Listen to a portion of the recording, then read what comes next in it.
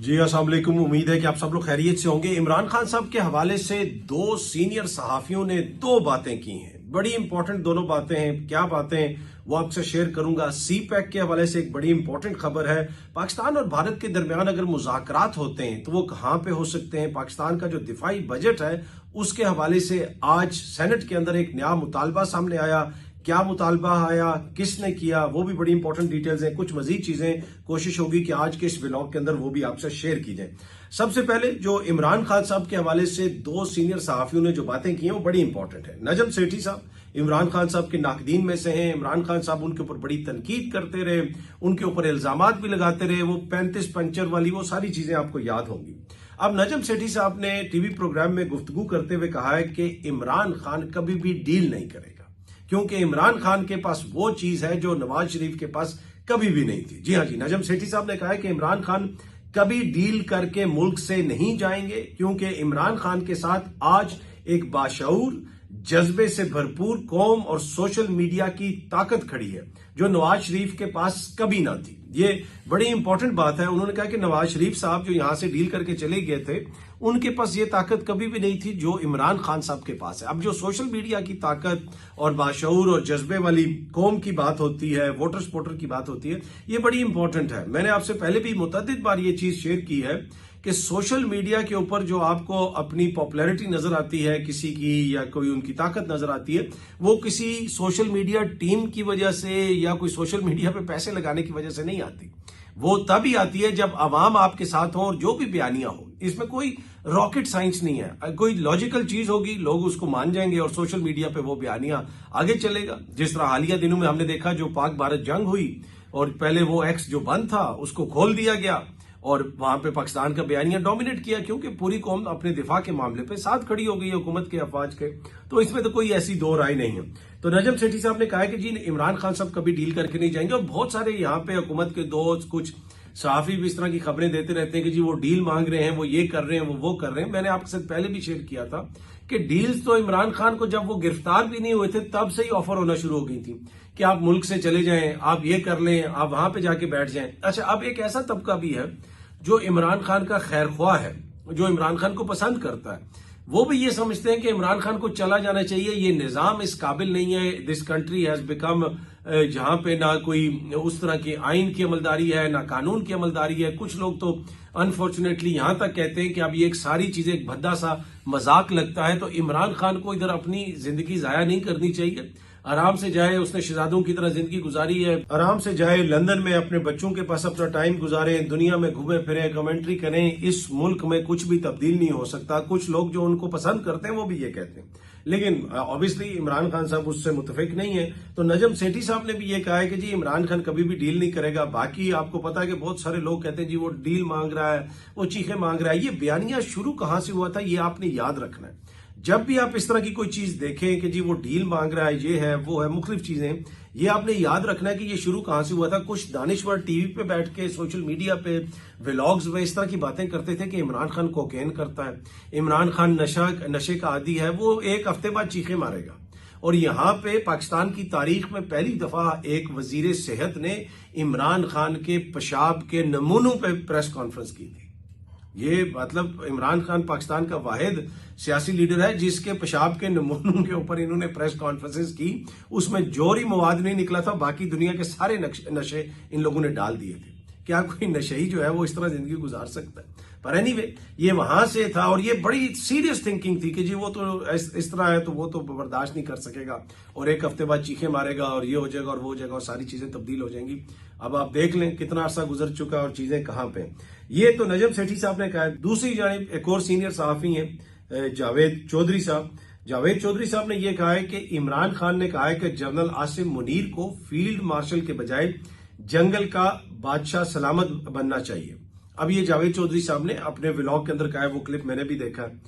तो अब जावेद चौधरी साहब कहते हैं इसका मतलब है कि इमरान खान ठीक नहीं हुए, कि अभी भी अगर वो तनकीद कर रहे हैं तो वो ठीक नहीं हुए। जब तक इमरान खान 15 से 20 साल जेल में नहीं रहेंगे, उन्हें रगड़ा नहीं लगेगा, ये सीधे नहीं होंगे। इमरान खान को उनकी बहनें मरवा रही हैं। उन्होंने ये भी कहा जी कि उनकी एक तो बहनें भी मरवा रही हैं और दूसरा जावेद चौधरी साहब ये कह रहे हैं कि क्योंकि इमरान खान साहब ने कहा है कि जी फील्ड मार्शल के बजाय उनको बादशाह सलामत बन जाना चाहिए था, जिससे ये जाहिर होता है कि इमरान खान के ख्यालात बदले नहीं है, वो ठीक नहीं हुए।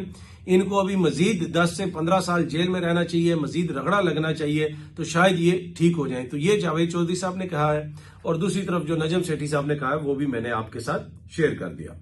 अच्छा जी, दिफाए पाकिस्तान के हवाले से आज फैसल वाडा साहब ने सेनेट के अंदर गुफ्तगू करते हुए कहा है कि जी दिफा का बजट बढ़ना चाहिए, फौज की जो तनख्वाहें हैं वो दुगना होनी चाहिए, मराद बढ़ानी चाहिए। हमें अपने शाही खर्चे, जो सियासतदानों के शाही खर्चे हैं, जो इधर पैसा खर्च हो रहा है उधर पैसा खर्च हो रहा है, वो खर्चे कम करने चाहिए। तरक्याती मंसूबों को रोकना पड़ेगा तो रोकें, सबको साथ खड़ा होना पड़ेगा, इसमें अपोजिशन हो हुकूमत हो, सबको मुल्की दिफा के लिए एक होना पड़ेगा। और अपना जो दिफा का बजट है बुनियादी तौर पर वो ये मुतालबा कर रहे हैं कि उसमें हमें इजाफा करने की जरूरत है। क्यों इजाफा करने की जरूरत है? क्योंकि भारत जैसे दुश्मन का हमें मुकाबला है, उसके हमें सामना है और वो जो कुछ कर रहा है वो पूरी दुनिया के सामने है। अच्छा, अब भारत के साथ क्या बातचीत हो सकती है? इस हवाले से जो खबर सामने आ रही है, वजीर आजम शहबाज शरीफ साहब ने और कुछ हुकूमती जो दीगर सर्कल्स हैं जिनसे मेरी बात भी हुई, वो ये कहते हैं कि जी न्यूट्रल मुकाम के ऊपर उनसे बातचीत हो सकती है और न्यूट्रल जो मुकाम होगा वो मशरक वस्ता का होगा और उसमें सऊदी अरब सबसे आगे। आपको पता है कि यूक्रेन का मामला भी सऊदी अरब में डिस्कस हुआ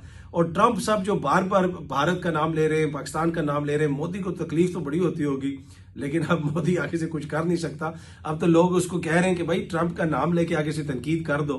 पर एनीवे, सऊदी अरब के हवाले से कहा जा रहा है कि जी सऊदी अरब में पाकिस्तान और भारत के मुज़ाकरात हो सकते हैं, वो एक न्यूट्रल जो है जिसे आप कह सकते हैं वो जगह है। दूसरी जानिब इमरान खान साहब ने यह कहा है कि जी वो भी बातचीत के लिए तैयार हैं, लेकिन बातचीत हुकूमत से नहीं होनी, ना ही कोई डील होनी, बातचीत सिर्फ एस्टेब्लिशमेंट से होगी, इसलिए कि इस हुकूमत के पल्ले कुछ है ही नहीं है। बातचीत होगी तो वो जनाब सिर्फ और सिर्फ एस्टेब्लिशमेंट से होगी, इमरान खान साहब ये कहते हैं। और आज एक और स्टोरी भी मैं देख रहा था जिसमें कहा जा रहा है कि जी इमरान खान साहब का जो बदलता हुआ बयानिया है उसके ऊपर जो है उनकी जमात भी परेशान है और वो कोई एक बयान दे देते हैं, कभी दूसरा बयान दे देते हैं।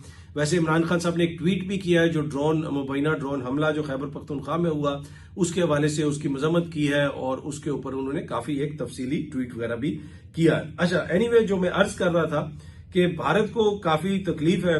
अब हुआ यह है कि चाइना ने इसहाक डार साहब को भी बुलाया और अफगानिस्तान के वजीर खारजा भी वहां पे गए और ये सामने आप खबर देख सकते हैं, Pakistan China agree to extend CPEC to Afghanistan.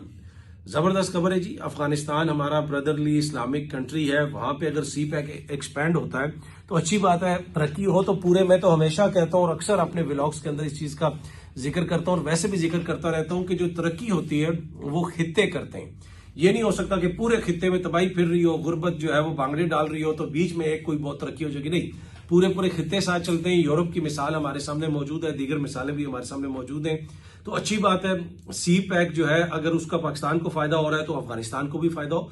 मैं तो कहता हूं भारत को भी शामिल करें जी, ट्रेड करें, चाइना, पाकिस्तान, बांग्लादेश, श्रीलंका, सारे ट्रेड करें। यहाँ पे लोगों की जिंदगियां बेहतर हो, यहाँ पे लोगों के पास खाने की इस वक्त रोटी नहीं है। इस्लामाबाद के जो सबसे पॉश सेक्टर हैं, जो सबसे महंगे सेक्टर हैं, वहां पे भी आप जाके देख लें, जहां पे कोई फ्री खाना मिल रहा हो, इतनी लंबी लाइनें लगी होती हैं, लोगों के पास खाने के लिए रोटी नहीं है। ये इकोनॉमिक सिचुएशन है और इंडिया में तो हालत, जितनी हमारी आबादी है वहां पे उतने लोग तो रोज भूखे सोते हैं। तो ये किन चक्रों में हम पड़े हुए, लड़ाइयों में, जंगों में। तरक्की करें, बिजनेस करें, कारोबार करें, अफगानिस्तान को भी ऑन बोर्ड करें। तो ये बड़ी अच्छी और एक पॉजिटिव चीज है, पॉजिटिव खबर है कि पाकिस्तान और चाइना ने एग्री किया है कि अफगानिस्तान तक एक्सटेंड किया जाए। आई होप कि अफगानिस्तान भी इसका आगे से जो है वो पॉजिटिव रिस्पांस देगा। यकीनन इस हवाले से बातचीत हुई होगी। हालिया जो एपिसोड हुआ था पाकिस्तान और भारत का, उसमें यह कहा जा रहा था कि अफगानिस्तान और इसराइल दो ऐसे ममालिक थे जो भारत के साथ खड़े हुए थे, विच इज वेरी वरिंग। और उसमें यह भी कहा जाता है कि एक और हमारा हमसाया मुल्क है, ब्रदरली इस्लामी हमसाया मुल्क, उसकी कोशिश है कि अफगानिस्तान जो है वो भारत के ज्यादा करीब चला जाए। लेकिन चाइना कोशिश ये कर रहा है कि पाकिस्तान और अफगानिस्तान के ताल्लुकात बेहतर हों। और ये सामने आप कार्टून में देख सकते हैं, बीजिंग 3 हाथ हैं ऐसे, जिसमें आपको नजर आ रहा है कि वो सी पैक के हवाले से, और साइड पे कोई टोपी पहनी हुई अंकल सैम जो है बड़े गुस्से से देख रहा है, उनको शायद ये चीज बर्दाश्त नहीं हो रही। अच्छा जी, आज बीबीसी ने भी रिपोर्ट किया है कि आला सतह के वफूद और मुतअद्दिद ममालिक के दौरे पाकिस्तान और इंडिया आलमी सफारती मुहिम से क्या हासिल करना चाहते हैं। अब आपको पता है कल जो खुजदार का अटैक हुआ है उस पे पाकिस्तान की तरफ से एक भरपूर बयानिया लिया गया, और मैं तो यही कह रहा था कि ये जो जाफर एक्सप्रेस वाला सानिया हुआ था उसी दिन हमें जो है भरपूर बयानिया लेना चाहिए था, इनके डिप्लोमेट्स को यहां से निकालना चाहिए था। I am one of those person जो चाहता है कि अमन हो, भारतीय जो है जो शहरी हैं मेजॉरिटी जो उनके वो डिसेंट लोग हैं, हमारी तरह है, हमारा उनसे ट्रेड होना चाहिए। लेकिन मुझे असासे कमतरी वाले जो दानिशवर हैं और सियासतदान हैं और अशराफिया है वो पसंद नहीं है। ताल्लुकात बराबरी की सतह पे होने चाहिए। ये नहीं हो सकता कि जनाब वो उधर से आए और हम उनके पाँव में और घुटनों पे सर रख के बैठ जाएं और वो कभी हमें जहन्नम कहें कभी क्या कहें। ये नहीं हो सकता। ऐसी चीज कभी भी जो है ना वो किसी भी मुल्क के लिए बेहतर नहीं होती। पर एनीवे जिस तरह मैं अर्ज कर रहा हूं कि जनाब ये दोनों ममालिक अब क्या हासिल करना चाहते हैं, आलमी सतह के ऊपर क्या होगा, वो क्या अपना मौकिफ जाके रखेंगे। अब खुजदार वाला जो वाकया हुआ है पाकिस्तान ने भरपूर तरीके से उस चीज को उठाया है, हाईलाइट किया है। इंडिया भी मजबूर हुआ है उसके ऊपर कमेंट करने पे। इंडिया ने ऑफिशियली कमेंट किया जी कि ये पाकिस्तान का अंदरूनी मामला है, हमने इसमें कुछ नहीं किया। पहले वो जो यहाँ पे वाकयात होते रहे, और बलूचिस्तान का मैंने आपको बताया कि इस साल 360 से ज्यादा दहशतगर्दी के वाकयात हुए और कई 100 उसमें लोग जहां हुए हैं, शहादतें हुई हैं। क्या ये हम अफोर्ड कर सकते हैं ऐसे? इसमें जहां पे इंडिया के ऊपर हम इल्जाम लगाते हैं, दीगर चीजें वो तो आलमी सतह पे हमने बतानी है, और जिस तरह ये वफूद जा रहे हैं, इंडिया अपना मुकदमा रखेगा, हम अपना मुकदमा रखेंगे। लेकिन एट द सेम टाइम यहाँ पे जो हमारे फेलियर्स हैं हमें उनको भी देखने की जरूरत है। किसी को तो अकाउंटेबल ठहराए ना यार। भारत तो वो आपके मुल्क में आके ये करेगा, उसने तो ये करना है, लेकिन उसको रोकने की जिम्मेदारी किसकी है? क्या वो पुलिस, वहां पे जो एजेंसियां हैं वो क्या कर रही हैं? हुकूमत क्या कर रही है? हुकूमत ने सिर्फ प्रोटोकॉल एंजॉय करने हैं, सिर्फ तरक्याती फंड्स बांटने। और बलोचिस्तान में तो इतना पैसा बहाया गया है, कभी नवाबों को दिया गया है, कभी सरदारों को दिया गया है, कभी एमपीएस को दिया गया है, कभी सेनेटर्स को दिया गया है, कभी एमपीएस को दिया गया है। वहां पे तो करोड़ों रुपए दे के लोग सेनेटर बनते हैं। वहां पे तो आप सोचिए ना कि क्या हालात है। तो ये सारी चीजें हमें देखने की जरूरत है कि किस तरफ हम चीजों को लेकर जा रहे हैं। पर एनीवे, शशि थरूर और बिलावल की तस्वीर इन्होंने भी लगाई है। शशि थरूर और बिलावल का जो मुआजना है सफारती महाज पे, वो मैंने अपने एक व्लॉग के अंदर किया था कि शशि थरूर ने 1978 में पीएचडी की 22-23 साल की उम्र में इंटरनेशनल रिलेशंस में, डिप्लोमेसी में, और उसके बाद अक़वाम मुत्तहिदा में मुलाजमत इख्तियार कर ली और 2007 तक वो कैरियर डिप्लोमेट रहे। और बिलावल साहब गालबन 1988 में पैदा हुए या कोई इसी के आगे पीछे वो पैदा हुए, और उनकी सबसे बड़ी क्वालिफिकेशन ये है कि वो भुट्टो के निवासी हैं। इससे बड़ी और कोई क्वालिफिकेशन हो सकती है? जिंदगी में एक दिन काम नहीं किया, एक जॉब नहीं की, ठीक है, बस आगे एमएनए बन गए। जिस तरह उनकी बहन जो है वो खातून अव्वल का प्रोटोकॉल आजकल एंजॉय कर रही हैं, उन्होंने इलेक्शन भी नहीं लड़ा, बिला मुकाबला वो पहुंची हैं जनाब सिंध से। पूरे सिंध के अंदर किसी मां ने कोई ऐसा बच्चा, कोई ऐसी बच्ची नहीं पैदा की जो आसमा भुट्टो जरदारी के मुकाबले में वहां से इलेक्शन लड़ सके। लेकिन जो सिंध के अंदर आपको हालात नजर आ रहे हैं, जो अवामी रिजेंटमेंट नजर आ रही है, वो इन्हीं बादशाना जो रवैये हैं इन्हीं का रद्द अमल है।